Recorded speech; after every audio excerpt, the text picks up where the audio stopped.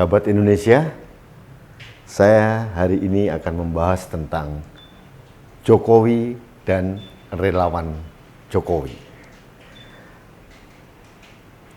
Ada fenomena yang menarik bahwa dalam kontestasi pemilihan presiden di Indonesia, baru pada era Jokowi ini muncul relawan-relawan yang berjamur di mana-mana. Ini fenomena baru, ya. Harus kita akui ini sesuatu yang baru di Indonesia.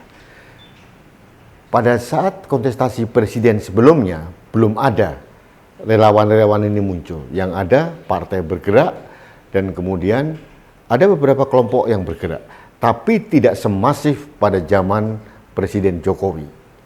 Pada waktu itu muncullah relawan-relawan. Seknas, Sekretaris Nasional, kemudian ada Projo, ada Pertiwi, ada GK Jopres, dan banyak lagi yang lainnya. Relawan ini luar biasa.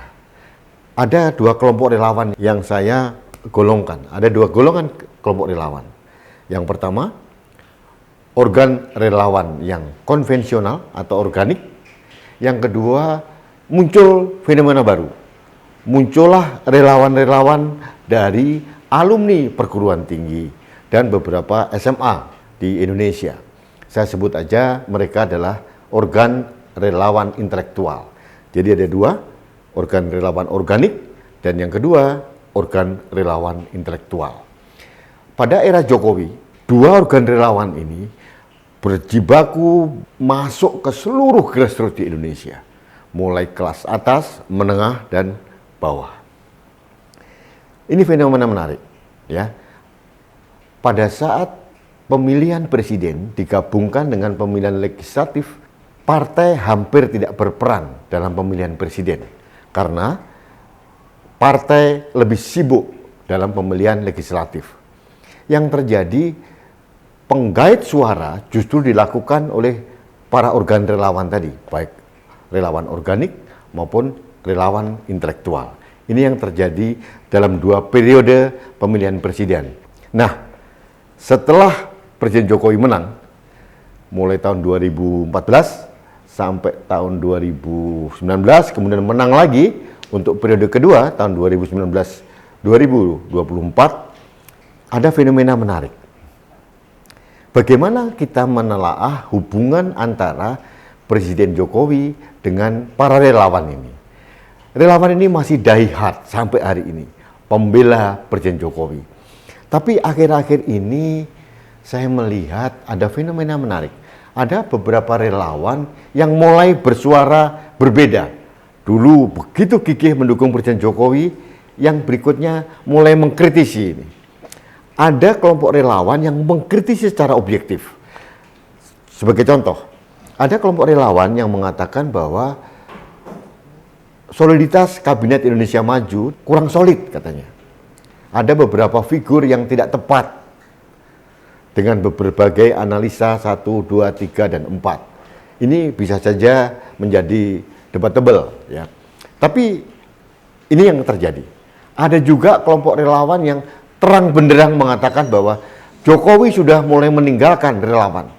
Karena apa? Karena Jokowi kurang mengakomodasi relawan ini ke dalam pemerintahannya. Padahal kenyataannya tidak begitu. Mulai tahun 2014, banyak juga para relawan ini yang masuk di kabinet maupun masuk di BUMN. Nah, tahun 2019 ini ada fenomena yang baru lagi. Beberapa kelompok relawan merasa kurang diakomodasi oleh Presiden Jokowi. Sehingga ada sinyalemen yang kuat yang akhir-akhir ini muncul adalah seolah-olah Presiden Jokowi meninggalkan relawan katanya. Pertanyaannya, apakah ini benar? Nah, mari kita kulik satu persatu. Ada beberapa ujaran Presiden Jokowi yang mengatakan bahwa pada saat setelah selesai kontestasi, harusnya para relawan ini kembali melebur lagi ke masyarakat. Tidak ada lagi relawan 01, tidak ada lagi relawan 02, yang ada melebur jadi satu relawan 03, yaitu Persatuan Indonesia. Tapi berbagai orang tidak merasa harus demikian. Mereka merasa berkeringat untuk memenangkan Jokowi katanya.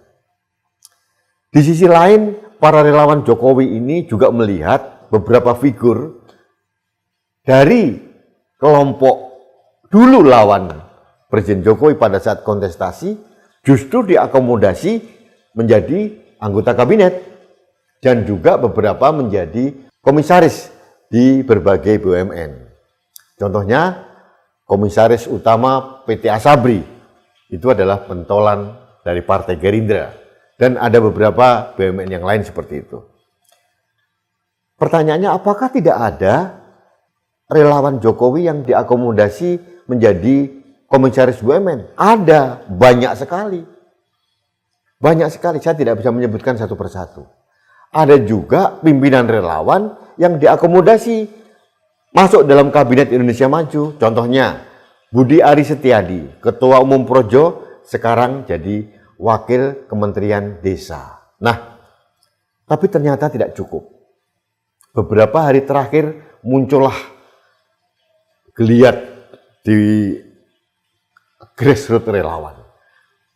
Ada suatu stigma yang diframing oleh beberapa orang, Jokowi dalam periode kedua ini tidak terlalu mengakomodasi kaum relawan.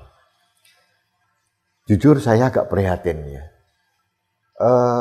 Saya dan beberapa teman saya yang lain pada waktu kontestasi Pilpres juga ikut berkeringat. Artinya waktu itu kita juga berjibaku di semua lini, saya sampai ke Rangkas Bitung, di Kabupaten Bogor, di pelosok-pelosok, sampai saya diundang berbagai kelompok-kelompok masyarakat tertentu gitu.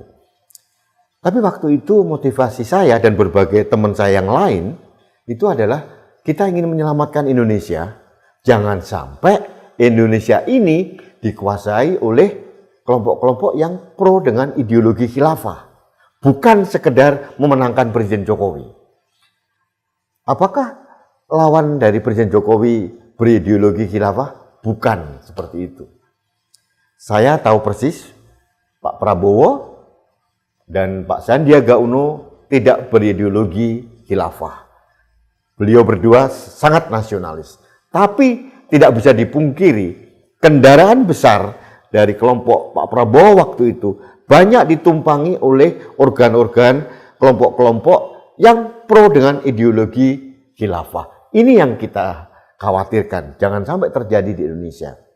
Nah, setelah Pilpres selesai, saya dan banyak orang, teman-teman saya, sudah kembali lagi ke masyarakat biasa. Karena kami merasa tugas kami sudah selesai, mengantarkan pemimpin yang kita inginkan. Pemimpin bukan yang terbaik, tapi minimal lebih baik daripada yang lain. Itu yang kita lakukan. Saya tahu juga bahwa Presiden Jokowi bukan orang yang sangat sempurna. Ya, banyak juga yang harus dikritisi. Dan saya dan berbagai teman saya juga sering mengkritisi beliau. Karena sekarang ini saya bukan pendukung Jokowi, tapi saya pendukung Indonesia. Pada saat saya dan beberapa teman saya mendukung Indonesia, otomatis di situ ada presiden, ada wakil presiden yang harus juga kita jaga.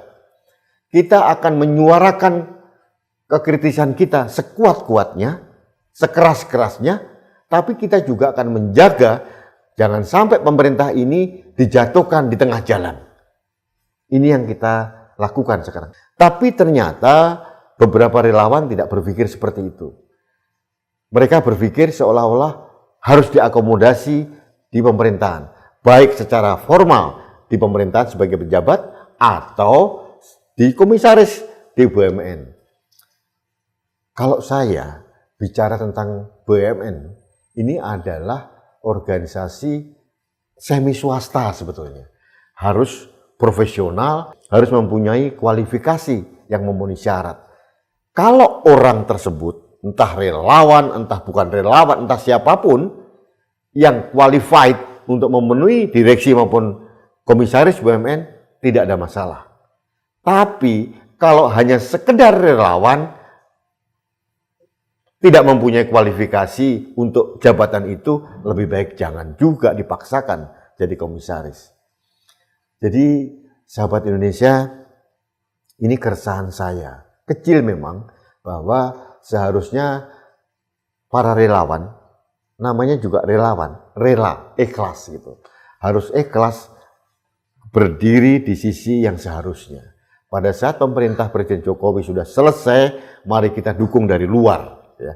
Kalau saya berpikir seperti itu, kita kritisi, kita berikan masukan, kita berikan pandangan-pandangan baru, tapi harus kita dukung sampai selesai tahun 2024. Para relawan yang lain mungkin berpikir berbeda dengan saya, nggak apa-apa, ini demokrasi. Mereka mengatakan di BUMN ini ada sekian ribu jabatan yang seharusnya bisa diisi oleh relawan. Saya bukan menolak, boleh-boleh saja. Cuma yang saya ingatkan harus qualified dan profesional sesuai dengan jabatan itu. Bukan sekadar duduk manis menjadi komisaris, mendapatkan gaji tinggi, tapi gaji buta. Jadi sahabat Indonesia, inilah yang saya harus kritisi, bagaimana hubungan Presiden Jokowi dengan relawan. Ada satu lagi yang harus saya kritisi sebetulnya. Di awal memang waktu itu saya sudah sampaikan langsung kepada beliau, harusnya beliau ada wadah tertentu untuk memanage para relawan ini. Siapa tahu relawan ini kan banyak dari berbagai kalangan. Ada dari swasta, dari profesional, ada dari purnawirawan, dari TNI, purnawirawan, polisi, dan berbagai orang-orang yang mempunyai kualifikasi yang bagus. Nah, kalau ini diorganize gitu ya, dikelompokkan dalam satu tertentu kan bisa menjadi think tank Presiden Jokowi. Nah, ini yang tidak dilakukan. Sehingga relawan ini tercerai-berai kemana-mana.